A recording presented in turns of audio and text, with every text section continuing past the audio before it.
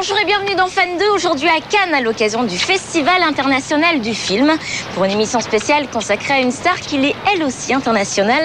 J'ai nommé Britney Spears. Au sommaire, nous irons sur sa tournée américaine. Nous suivrons le lancement européen de son nouvel album à Paris. Nous parlerons de ses projets, notre rubrique version française, le gagnant de notre concours qui a eu la chance de la rencontrer et un clip inédit en exclusivité. Et dans cette émission, vous allez tout savoir sur Britney Spears. Nous on commence avec des news de circonstances. Spécial Cannes, moteur. Vous connaissez déjà son parcours incroyable par cœur, mais à l'aube du lancement de son nouvel album, il semblerait que Britney Spears ne soit plus tout à fait la jeune fille candide qu'on est connue à ses débuts. Alors nouvel album, projet, sa façon de voir la vie, tout est dit dans ce reportage qui suit. Je ne suis personne. Je suis Jennifer Aniston. Enfin, j'aimerais bien. Pourtant, Britney Spears n'a rien d'une inconnue. Dès l'âge de 8 ans, elle remporte son premier prix de la chanson. La suite, vous la connaissez. À 16 ans, elle cartonne avec son album Baby One More Time, vendu à plus de 22 millions d'exemplaires dans le monde. 2 ans après, elle sort son deuxième album. Au final, un recueil de 13 titres, chiffre qui devrait lui porter bonheur. Nous avons fait une balade au cœur de ce nouvel album et recueilli des scoops que nous brûlons de vous révéler. Je pense que cet album est plus adulte, plus accompli et plus fun que Baby One More Time. À mon avis, il est 10 fois meilleur. Oops, I Did It Again, un titre qui interpelle, mais ne vous fiez pas aux apparences, ce que Britney chante n'est pas autobiographique. En fait, ça parle d'une fille qui a tous les garçons à ses pieds et qui les fait marcher. C'est en quelque sorte une femme fatale, et ça n'est pas du tout moi. C'est très drôle parce que quand je rencontre un garçon qui me plaît, je suis très timide et je ne sais pas quoi dire, j'ai une boule dans le ventre. Bref, c'est horrible. Et dans ces moments-là, Britney livre ses confidences à son journal intime, à qui elle dédie d'ailleurs une chanson qu'elle a elle-même écrite, et ça, c'est une première. En tournée, je composais des mélodies dans ma tête. Et après, c'était intimidant, parce que je travaillais avec les plus grands compositeurs et je ne voulais pas leur en faire part, car j'avais peur qu'ils me disent « Ouais, c'est pas terrible !»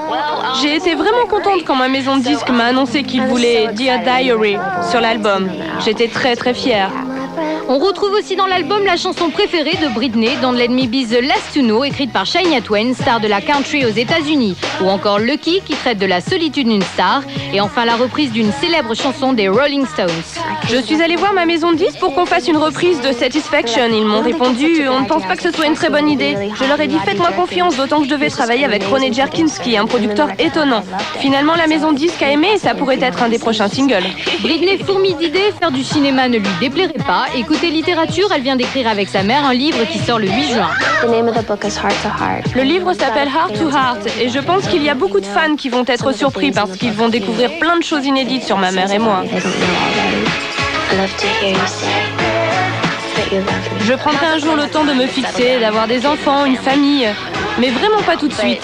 Une chose est sûre, la musique fera toujours partie de ma vie. Et je veux encore décrocher un grand nombre d'albums numéro 1. C'est tout ce qu'on lui souhaite, et après Baby One More Time, bébé encore une fois, Oops, I Did It Again, Oops, je l'ai encore fait, espérons que ça continue encore et encore, et que Britney nous fasse vite un 3e album. Accéder aux coulisses d'une tournée de stars américaines n'est généralement pas du domaine du possible et pourtant, nos caméras s'y sont glissées. La star, c'est Britney Spears. La tournée a lieu aux États-Unis et les portes qui nous sont ouvertes sont celles de son concert de Baltimore. Entre trac, pression, émotion, vous allez voir qu'il s'en passe des choses. Hi Fender, please come with me. I'm going to bring you on my tour. Et quand Britney nous emmène à Baltimore sur une de ses tournées, il y a de quoi attraper le tournis. Britney en concert, c'est déjà 21 dates aux États-Unis et 44 supplémentaires à son calendrier d'été avant d'entamer sa tournée européenne en octobre prochain. Fan 2 a voulu vous montrer l'envers du décor où chacun s'active suivant un scénario bien réglé. Je m'appelle Richard, je suis l'organisateur de la tournée de Britney.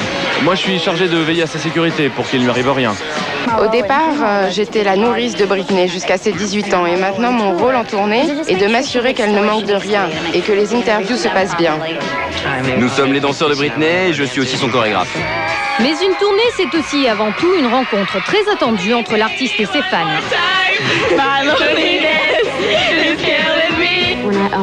Sur scène, quand je regarde mon public, je vois qu'il y a plein d'adolescentes, mais il y a aussi des mecs plus âgés et aussi des gamines de 8 ans environ. C'est très rare d'avoir un public aussi varié.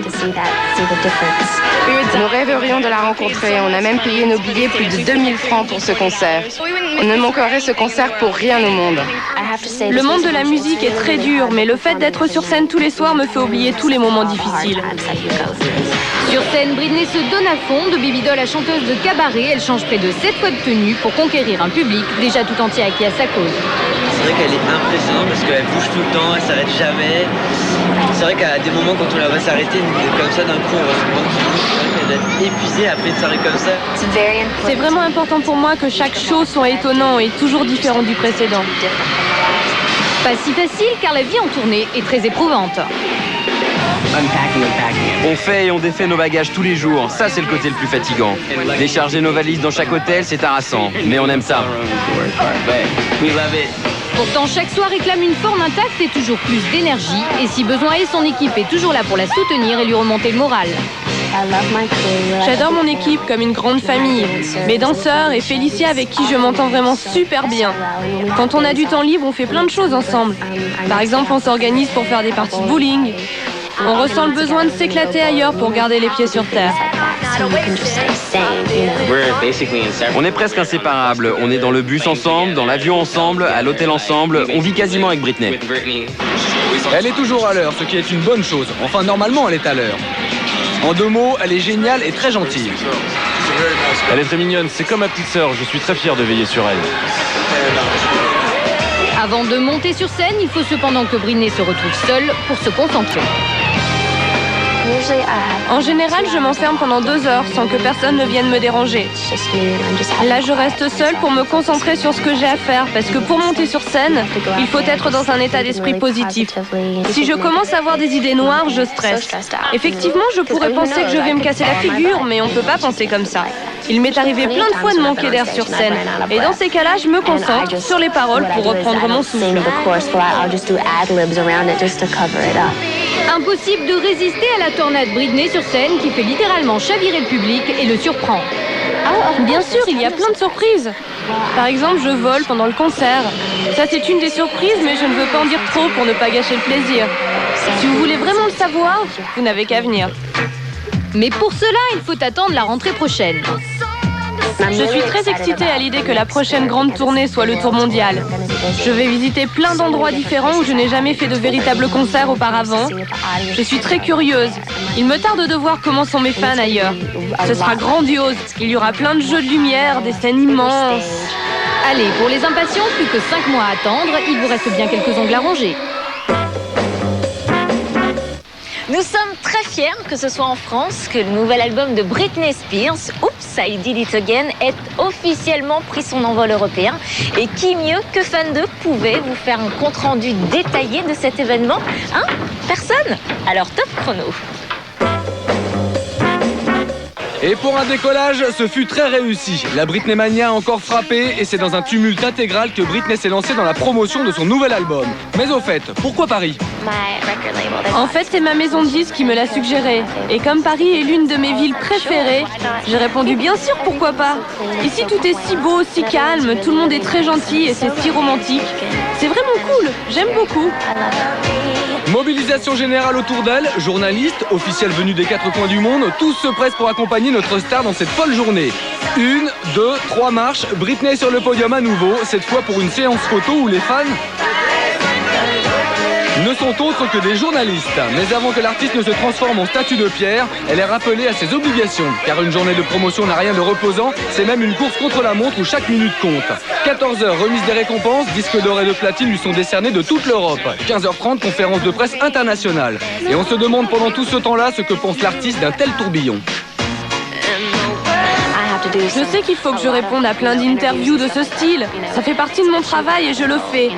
Mais qui aime parler de soi 24 heures sur 24? C'est sûrement ce que j'ai de plus stressant à faire, mais bon, ça va quand même. En plus, j'ai l'impression qu'ici tout le monde est très organisé, donc tout va bien. Aux États-Unis, on l'est beaucoup moins. On est tous un peu fous, en tout cas, moi je le suis. Pas si folle car Britney saute sur la moindre occasion pour s'échapper un peu. On a eu la chance de pouvoir faire un petit peu de shopping ce matin. C'était vraiment chouette. On était dans plein de magasins et les vêtements étaient vraiment très jolis. Et la star aimerait d'ailleurs bien troquer cette journée promo contre un planning beaucoup plus léger. La première chose à laquelle j'ai pensé ce matin en me réveillant, c'était un bon café. Non, mais c'est vrai que je préférerais sortir un peu plus, faire tous les magasins, rencontrer d'autres gens et aller manger dans un bon restaurant. Ça, ce serait vraiment bien. Pour remercier la France, choisie comme point de départ de cette nouvelle aventure, Britney termine la journée en donnant un concert privé devant une poignée de privilégiés. À quelques minutes de monter sur scène, l'artiste est tout excitée à l'idée de faire ses premiers pas devant son public français.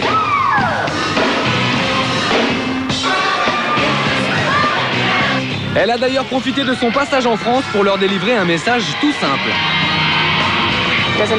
Peu importe ce que les autres pensent, tant que vous êtes en harmonie avec vous-même. Vous êtes unique, alors soyez vous-même. C'est ici que les stars s'habillent pour monter les marches du Festival de Cannes. Mais revenons à notre émission spéciale consacrée à Britney Spears. Born to Make You Happy, née pour te rendre heureux. C'est le titre que nous avons mis sur la sellette de notre rubrique version française aujourd'hui. Le principe, vous le connaissez, traduire les paroles de cette jolie chanson d'amour.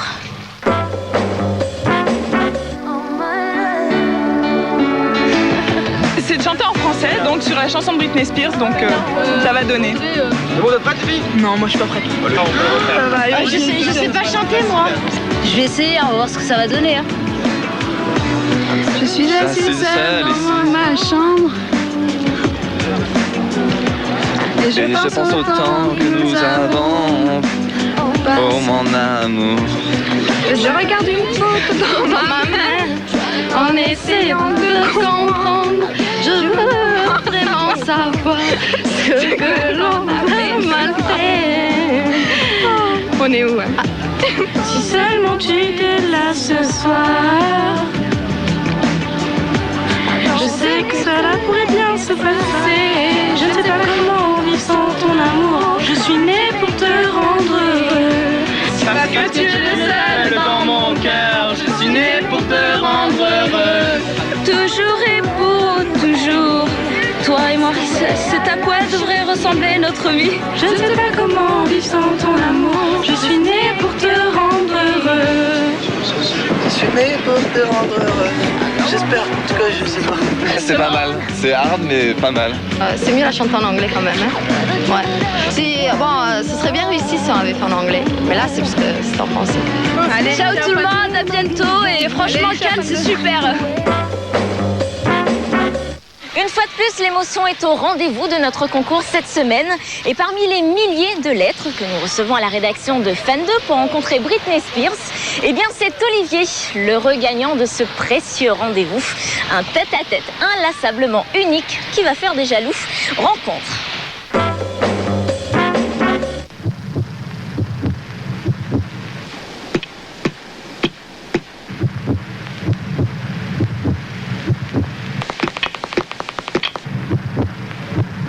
La première fois que j'ai vu Britney, c'était sur une chaîne américaine.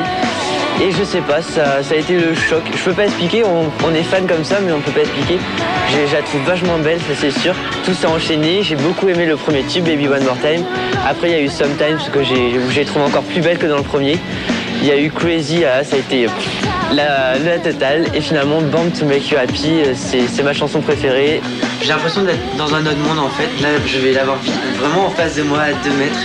Et c'est vrai que ça semble vraiment incroyable, inimaginable. Même dans un rêve, ça pourrait pas exister. Donc là, vraiment dans la réalité, c'est vraiment incroyable. Elle est obligée, là, je me jette à l'eau. Obligé.